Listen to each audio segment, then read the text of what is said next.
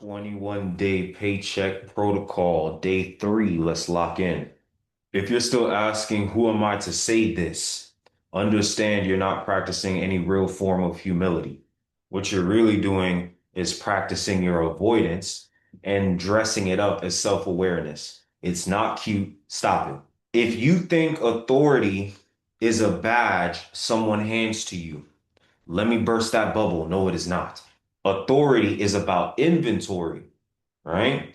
So you have a bunch of receipts that you've already earned that you've never actually taken the time to organize in such a way where it could be beneficial to you in proving your capability. Hmm. What we truly need to get through our skulls at this point is the fact that imposter syndrome is an entire architectural stance built on one, you heard me, just one lie. It's built on the lie that proof only counts if someone else crowned you with it. The real lie here is that proof only matters when someone else is validating you. And that right there is the big fuck up that we're going to address in day 3. Here's the part that's really that's really going to piss a lot of people off right here.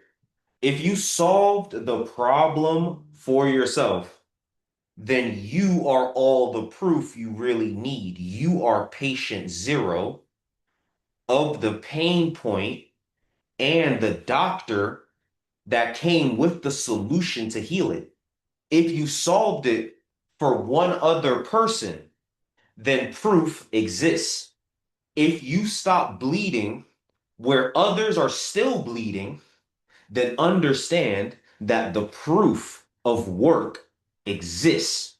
You have to do what it takes to own that you have already done the deeper work to show and prove in your proper identity that you are capable, that you are functional, that you are a solution pathway. The proof isn't missing, it isn't scattered, it's just untitled.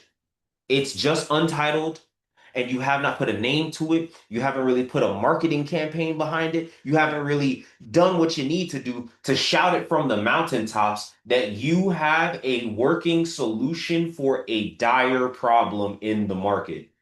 Leaving these solutions in your note app, in your head, in your drafts is no different than really abandoning the crime scene. You see what I'm saying?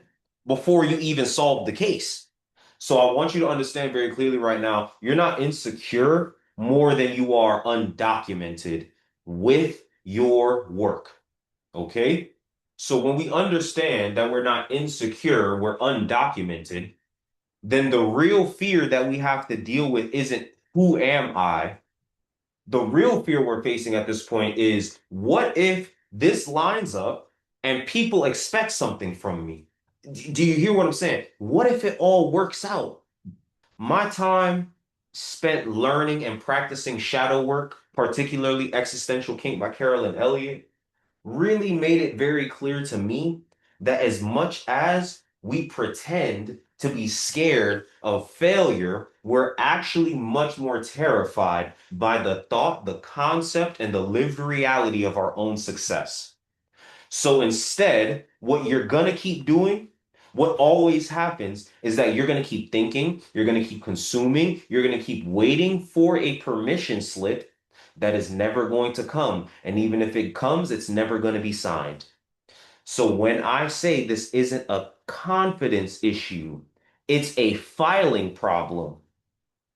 Take that to heart and don't question it. So let's kind of get into the 4 types of proof, right? These are the 4 types of proof that we can use to substantiate our claims, all right? Everything else is marketing cosplay. I need you to understand that as well. There are only 4 ways to go about this. Everything else is going to be bullshit. All right. 1, direct result. I helped X get Y. Direct result. I helped X get Y.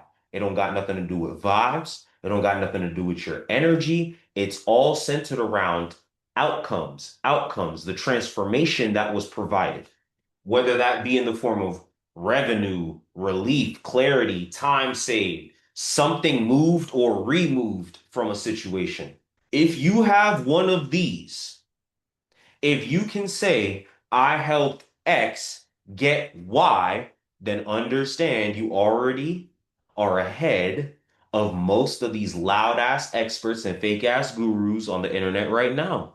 You have receipts. Take that to your chest.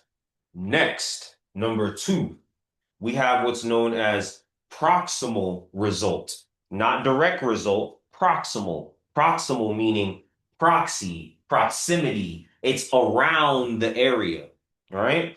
So proximal result sounds like I haven't done this for a client yet. I did it for myself, right? Whereas direct result is I did this for a client and this is what they got. Proximal result says, I haven't done this for anyone else but me, but when I did it for me, it did work. That was how I started the Hitsoiwaku brand. Before there was anybody else to test the primal ontological loop on, I had to test it on myself. And that's why I show up the way I do, because I'm living by the very system that I implement and install on operators and creators and neurodivergence of all kinds, high functioning neurodivergence of all kinds. You see how I'm in one room dealing with one set of issues and problems, people who need to execute, but often have a hard time being able to execute for various reasons. I create systems that help them gain more executive function. That, wow, I started it with myself. Because of the results that I got from using it on myself, I was able to step outside and present my brand in a particular way.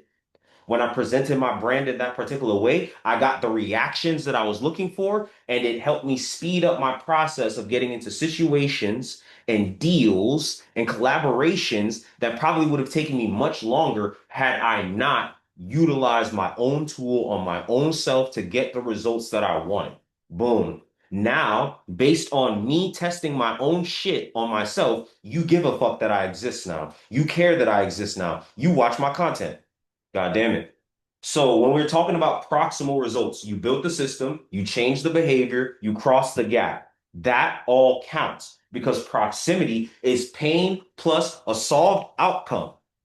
Proximity to the pain plus a solved outcome is still proof.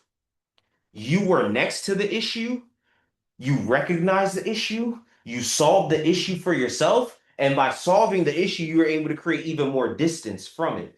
And then through that creation of distance, you were able to see more of what the issue even was. You were able to see more of the background, the underlying, the infrastructural type aspects of what the problem is. And now you're able to speak to it more cogently. Cogent as in, coherent, cognizant. You can speak to it in a level that is organized, ordered. You can really get to the meat and potatoes of the matter. If these things didn't count, if proximal results didn't count, no founder could ever teach before their first hire. So really get that through your head that a lot of these founders, the Elon Musk, the Bill Gates, all of these, they're using proximal results first. They're testing these systems out on themselves or in their little bubble. They prove the work, they prove that it works, and then they go and take it to IPO, to an initial public offering. Then they take it to the public. Then they take it to the market. But a lot of what secures them the investment to go from idea to IPO is based on proximal results. All right, let's keep that in mind. Three, the third way you're going to prove that you have capability is the process. Now, that sounds like I use a repeatable method that prevents predictable failure. It can be 5 steps, it can be 7 steps. I don't give a shit. The primal ontological loop is 4 steps. It doesn't even matter how many steps it is. What matters is going to be this part right here. Nothing important is left to vibes. The process is proof that your result wasn't luck. It was the product of understanding a system, deconstructing it, then reconstructing a solution based on the internal mechanics of what you realized. If you can show me how to change my oil in my car, I'm more likely to let you change the oil in my car because you understand the process from A to Z and you were able to execute the process from A to Z with minimal hiccups, minimal bumps. If you did run into a problem, you understood the system so well that you knew where the problem was coming from. You could trace it, you could troubleshoot, fix it, get right back on path, and finish the task. That's why process is a proof that you know how to do what you're doing. Because if the process itself don't work, you're fucked. Hello. If the process doesn't work, then it doesn't work. If it works, it works. Look at that. The proof is in the pudding. That's literally what they mean when they say the process. The proof is in the pudding. Why don't you just taste the fucking pudding? Instead of asking me if it tastes good, you taste it and you tell me whether you think this is some good fucking pudding. Boom. The fourth and final proof artifact that we are going to learn how to leverage is the obsession. The obsession. This is one of them ones, boy, you got to understand this one for real. The obsession sounds like I've spent 500 hours inside this specific pain. That means you were reading, you were testing, you were watching patterns repeat, you were watching patterns emerge, you were watching patterns dissolve. Obsession beats credentials every single time because pain doesn't care about your fucking degree. Pain doesn't care about your silly little white man paper. There you go. I would rather work with the person who has spent 500 hours inside of the lived experience that I'm trying to get solved for myself than I would feel comfortable hiring the person who spent 500 hours doing theoretical work. This is why when I come to y'all and I talk all this branding shit, y'all really rock with me because I didn't go to school for this. I lived it in real time, so I know what I'm saying. Them niggas over there went to school and they're being taught whatever the fuck those institutions want to teach you about branding, which ultimately means they're going to teach you what it takes to keep the status quo going. Because who the fuck is going to accreditate a school that is constantly disrupting industries? You must not understand what this American school system is about. All right. These are the four proofs that you need: direct, proximal, process, obsession. Direct, proximal, process, obsession.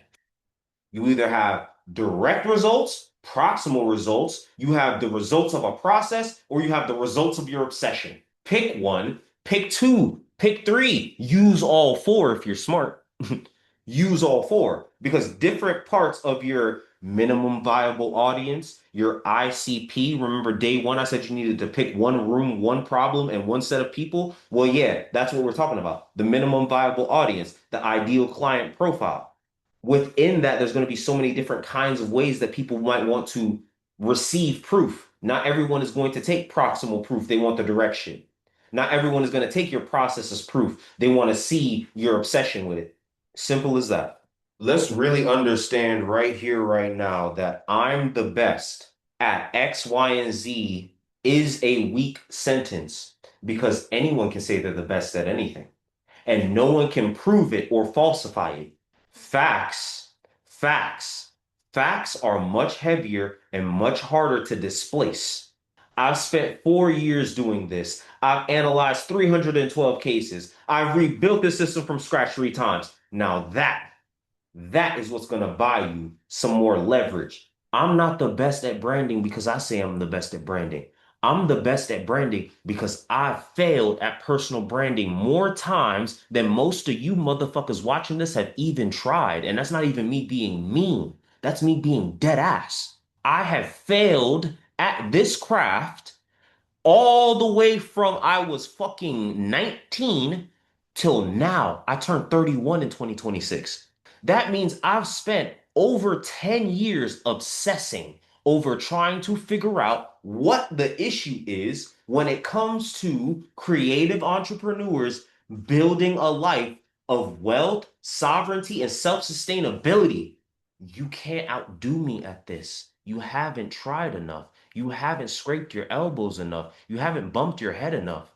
I have more proof that what I'm doing means something. I can go show you the direct market reports. I can bring all of that to you and say, hey, yo, if you want to be a brand that matters in the future, you're going to have to listen to me because I already did all this. I already went through all the goofy shit. I don't went through the content creation stage. Like we're past that now. We have to be in a space where we are leveraging the facts of the matter. I have spent 10 years in the realm of personal branding and content creation and software engineering. You niggas can never play me. When it comes to proving my point, I know what to do. I know where to go. My brand itself and the way I operate as a brand on social marketing platforms like Substack, like Instagram, like YouTube is proof that I know what the hell I'm talking about because I operate in a way that is in alignment with every principle that I preach. And yet, and still, I'm getting all of these opportunities. The proof is in the pudding. Crazy enough. So here's the rule that we're gonna just keep in mind for the rest of this 21-day protocol. If a statement can be debated, it's bullshit. If it can only be verified, then it's authority. Stop describing yourself. Start logging yourself. Start keeping track of your own fucking data points, bro. Years, hours, repetitions, failure survived. I just told you I spent 10 years failing at personal branding, and every time I failed at personal branding, I went further and further and further and further and further upstream to try to figure out where is the actual issue coming from? Is it me? And the further upstream I went, I realized, oh no, it isn't me. This all of this shit's systemic. All of this shit is systems operating exactly as they were designed to extract, to exploit, to erase. You think that you going viral on Instagram means something. You're a goofball. It means nothing. It means nothing. But that understanding can only come to you after 10 years of obsessing over the one topic to be able to understand, oh, okay, I see what these boys are doing. They're farming us. So understand, you don't even need to make louder claims. What I'm saying isn't the craziest shit in the world. There are already a bunch of research papers out that say social media is an extraction mechanism. It's an exploitation mechanism. It's an erasure mechanism. That's what they're building it to do. I'm not making that up. That's not even a conspiracy theory. So you don't even need to make louder claims. You just need to make really dense ones. You just need to hone in on that one thing that you keep saying, on that one thing. You just need to keep packing more and more information on it. Nigga, this is how they manipulate. This is how they manipulate. And this is how they extract. And this is how they extract. And why they ain't talking about it, I just keep packing it on.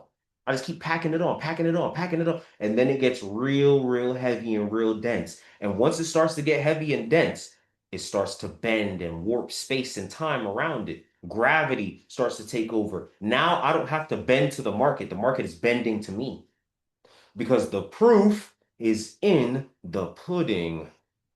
If you wouldn't put it on paper and sign it, don't say it on camera. If you wouldn't take whatever comes with the legal ramifications of saying what you're saying, then don't even bring it up here because you're not dead ass about it. So let it go and let it be. Understand that this 21-day protocol isn't a pitch, it's an audit. I told you to send those 5 DMs, no more, no less. The message is a boring response on purpose.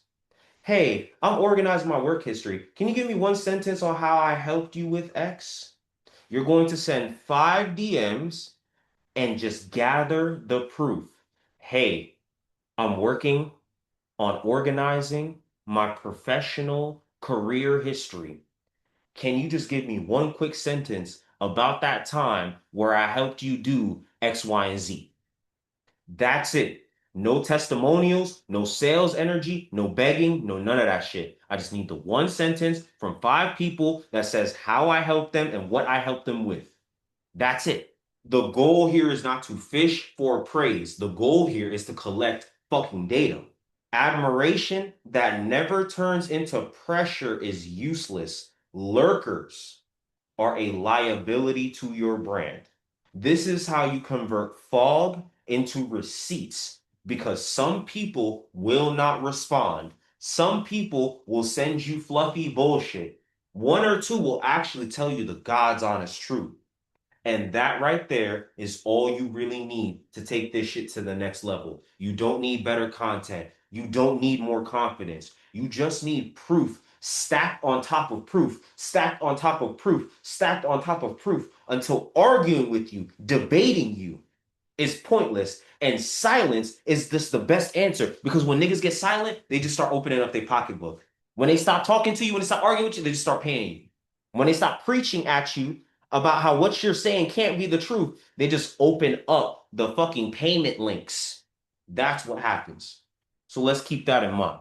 Please, for the love of God, over this 21 days, I need you to understand that you do not beat imposter syndrome with affirmations. You starve it with documentation. You organize the work, the identity follows after that. When you organize the work and you see just how useful and functional you actually are, you start to feel yourself a little bit more. You start to get into a bag where you are less insecure about stepping outside and dragging your nuts across the table and saying, I'm that nigga, this is what I do, and can't none of y'all outdo me at this. If that's what you want, then listen up and get serious about the worksheet that is attached to today's lesson.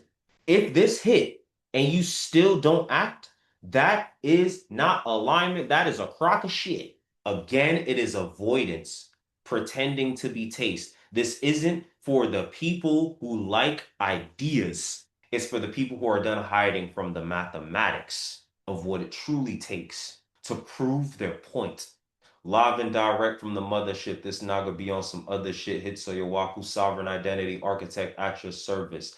Orewa, kakugachi gwandayo. Translation, I'm built different. And so are you, nigga.